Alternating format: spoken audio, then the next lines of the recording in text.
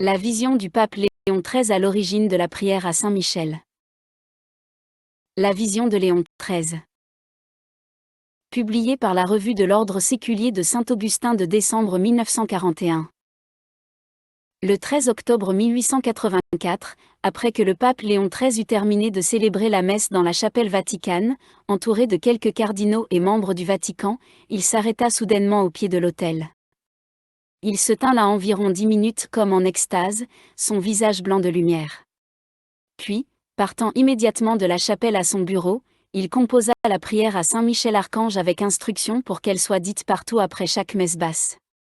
Lorsqu'on lui demanda ce qui était arrivé, il expliqua qu'au moment où il s'apprêtait à quitter le pied de l'autel, il entendit soudainement des voix. Après la messe, j'entendis 2 voix, une douce et bonne, l'autre gutturale et dure, il semblait qu'elle venait d'accent grave côté du tabernacle.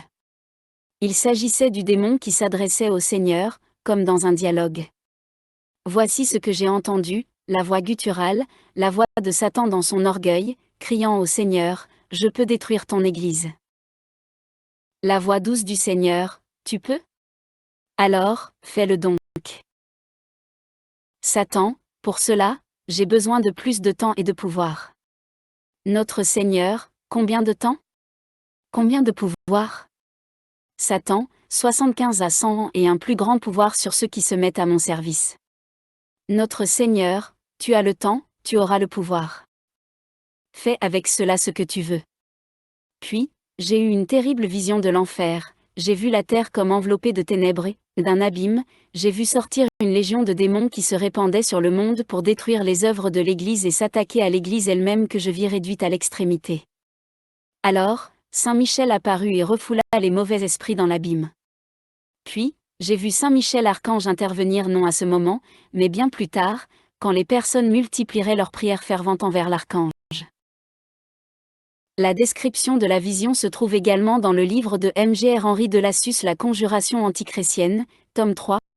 À l'issue de cette vision, Léon XIII rédigea 2 documents, des prières à réciter après les messes basses et un petit exorcisme.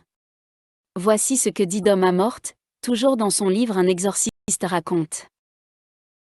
Pour confirmer ce que le père Pechnino rapporte, nous disposons du témoignage irréfutable du cardinal Nazali Rocca 1903 à 1988 qui, dans sa lettre pastorale pour le carême diffusée à Bologne en 1946, écrit « Léon XIII a lui-même rédigé cette prière ». La phrase « Satan et ses légions d'esprits mauvais qui rôdent dans le monde en vue de perdre les âmes » trouve une explication historique que son secrétaire particulier, Mgr Rinaldo Angeli, nous a été plusieurs fois racontée. Léon XIII a vraiment eu la vision d'esprits infernaux qui se rassemblaient autour de la ville éternelle, Rome, et c'est de cette expérience qu'est née la prière qu'il a voulu faire réciter à toute l'Église. Cette prière, il la récitait d'une voix vibrante et puissante, nous l'avons si souvent entendue dans la basilique du Vatican. Et ce n'est pas tout. Il a également écrit de ses propres mains un exorcisme spécial figurant dans le rituel romain, édition 1954. Il recommandait aux évêques et aux prêtres de réciter souvent ces exorcismes dans les diocèses et les paroisses. Il le faisait lui-même à longueur de journée. L'histoire de ces 2 textes est riche d'enseignements. Les prières après la messe, ou prières léonines. Les prières que Léon XIII ordonna de réciter après chaque messe basse, sont les suivantes. 3 Ave Maria, le Salve Regina suivi d'une oraison et enfin la prière à Saint Michel Archange que voici. Saint Michel Archange, défendez-nous dans le combat. Soyez notre secours contre la malice et les embûches du démon. Que Dieu lui fasse sentir son empire, nous vous le demandons en suppliant. Et vous, prince de la milice céleste, repoussé en enfer par la force divine, Satan et les autres esprits mauvais qui rôdent dans le monde en vue de perdre les âmes. Ainsi soit-il. Le 19 juin 1904, soit moins d'1 an après son élection au pontificat, Saint Pie X demanda d'ajouter 3 fois l'invocation « Cœur sacré de Jésus, ayez pitié de nous », confirmant ainsi l'instruction de son prédécesseur. Le 20 juin 1913, il décida également que ces prières pouvaient être omises aux messes basses revêtant une certaine solennité, notamment les messes chantées ou avec orgue, les messes avec sermon, les messes de mariage, etc. Au cours de son allocution du 30 juin 1930, après avoir rappelé la persécution religieuse sévissant en Russie ainsi que les prières pour la Russie qu'il avait sollicitées le 19 mars précédent, Pie XI demanda que les prières prescrites par Léon XIII soient dites pour la Russie, confirmant ainsi à nouveau l'instruction de son prédécesseur. Et pour que tous puissent sans fatigue et sans peine poursuivre cette sainte croisade, nous décidons que les prières que notre bien-aimé prédécesseur Léon XIII a ordonnées aux prêtres et aux fidèles de réciter après la messe, soient dites dans cette intention spécifique, à savoir pour la Russie. Que les évêques et le clergé séculier et régulier prennent soin d'informer les fidèles et ceux qui assistent au Saint-Sacrifice, et qu'ils ne manquent pas de leur rappeler ces prières. Ainsi, non seulement cette prière à Saint-Michel-Archange fut rédigée un 13 octobre, 33 ans jour pour jour avant la dernière apparition de Fatima et le miracle du soleil, mais le pape Pie XI demanda qu'elle soit spécifiquement récitée pour la Russie. Il y a donc un lien très fort entre la vision de Léon XIII et la demande de Notre-Dame figurant dans le secret du 13 juillet 1917. La récitation de cette prière à Saint-Michel-Archange à la fin des messes basses fut obligatoire jusqu'en 1964. À cette date, elle fut supprimée de la façon suivante. Par le motu proprio sacram liturgiam du 25 janvier 1964, le pape Paul VI créa une commission chargée de mettre en application la Constitution sur la liturgie du Concile Vatican II Sacrosanctum Concilium du 4 décembre 1963.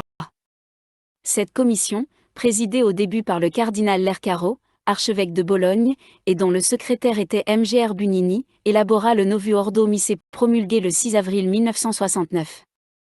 Mais, dès la première année de son fonctionnement, la commission émit une première instruction, l'Instructionante Ecumenici, que le pape signa le 26 septembre 1964. Cette instruction supprimait les prières au bas de l'autel avant et après la messe. En effet, dans le numéro 48, il est dit: en attendant que soit entièrement restauré l'ordo de la messe, on observera déjà ce qui suit. C. Dans les prières du bas de l'autel, au début de la messe, on omet le psaume 42. J. On omet le dernier évangile, les prières de Léon XIII sont supprimées. Ainsi, au moment où le communisme était à son apogée, 4 ans après que Khrouchtchev ait déclaré 1960 an du communisme, l'Église demandait de cesser de prier pour la Russie à la fin de chaque messe. Padre Pio ne fut absolument pas d'accord avec cette décision et continua à réciter ses prières jusqu'à sa mort en 1968. 30 ans plus tard, le pape Jean-Paul II lui donna d'une certaine façon raison, car au cours du Regina Coeli du dimanche 24 avril 1994, il demanda aux fidèles de réciter la prière à Saint-Michel composée par Léon XIII pour nous aider, dans le combat contre les forces des ténèbres. Aussi, est-il bien dommage de constater que, parfois, les prêtres qui disent la messe selon le rite de 1962, récitent les prières au bas de l'autel avant la messe et le dernier évangile, mais omettent de réciter celles après la messe alors qu'elles font autant partie du rite que les premières. Le petit exorcisme, dit de Léon XIII. Léon XIII composa également un exorcisme, connu sous le nom de « petit exorcisme de Léon XIII », qu'il fit envoyer à chaque évêque. Cet exorcisme est précédé d'une supplique à Saint-Michel-Archange. Le texte complet rédigé par Léon XIII figure dans les actes du Saint-Siège années 1890 à 1891, parmi les textes de la Sacrée Congrégation pour la propagation de la foi, ancienne appellation de la Congrégation pour l'évangélisation des peuples. Il figure également dans le rituel romain, dans sa version de 1903 publiée l'année de la mort de Léon XIII. Or, quelques années plus tard, cette supplique a été tronquée, notamment dans du rituel romain édité sous Pie XI, par exemple, la version diffusée en 1922 avec l'imprimature du cardinal Dubois est une version tronquée. Voici le passage supprimé. Maintenant encore, vous-même Saint Michel et toute l'armée des anges bienheureux, combattez le combat du Seigneur, tout comme en temps, vous avez lutté contre Lucifer, le coryphée de la superbe, et contre ses anges apostats. Et voici, ils ne purent vaincre, et leur lieu même ne se trouva plus dans le ciel. Et il fut précipité, le grand dragon, l'antique serpent, celui qui est appelé le diable ou Satan, le séducteur du monde entier, il fut précipité sur la terre, et ses anges furent précipités avec lui. Apoc. 12, 8 à 9. Or, voici que cet antique ennemi, homicide dès le principe, JN 8, 44, s'est dressé avec véhémence, déguisé en ange de lumière. Ayant pour escorte la horde des esprits pervers, c'est en tous sens qu'il parcourt la terre, et partout s'y insère, en vue d'y abolir le nom de Dieu et de son Christ, en vue de dérober, de faire périr et de perdre dans la damnation sans fin, les âmes que devait couronner la gloire éternelle. Le dragon maléfique transfuse, dans les hommes mentalement dépravés et corrompus par le cœur, un flot d'abjection, le virus de sa malice, l'esprit de mensonge, d'impiété et de blasphème, le souffle mortel du vice, de la luxure et de l'iniquité universalisée. L'Église, épouse de l'agneau immaculé, la voici saturée d'amertume et abreuvée de poison, par des ennemis très rusés, ils ont porté leurs mains impies sur tout ce qu'elle désire de plus sacré. Là où fut institué le siège du bienheureux Pierre, et la chair de la vérité, là ils ont posé le trône de leur abomination dans l'impiété, en sorte que le pasteur étant frappé, le troupeau puisse être dispersé. Ô Saint Michel, chef invincible, rendez-vous donc présent au peuple de Dieu qui est aux prises avec l'esprit d'iniquité, donnez-lui la victoire et faites-le triompher. Initialement, Léon XIII souhaitait que le petit exorcisme soit récité par les fidèles et par les clercs. La version diffusée en 1922 avec l'imprimature du cardinal Dubois rappelle cette disposition en bas de la première page. Cette prière composée pour mettre le démon en fuite peut préserver de grands maux la famille et la société, en particulier, elle est récitée avec ferveur, même par les simples fidèles.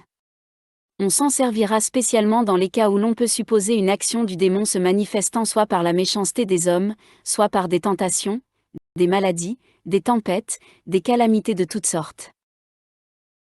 Malheureusement, une centaine d'années après sa rédaction, la récitation de l'exorcisme, pourtant recommandée par Léon XIII, fut interdite aux fidèles par la Congrégation pour la doctrine de la foi par un décret en date du 24 septembre 1985. Il n'est pas permis aux fidèles d'employer la formule d'exorcisme contre Satan et les anges déchus, qui est tirée de la formule publiée par mandat du souverain pontife Léon XIII, et encore moins d'employer le texte intégral de cet exorcisme. Les évêques doivent en avertir les fidèles si cela est nécessaire. Depuis, cet exorcisme de Léon XIII a même été supprimé du rituel romain.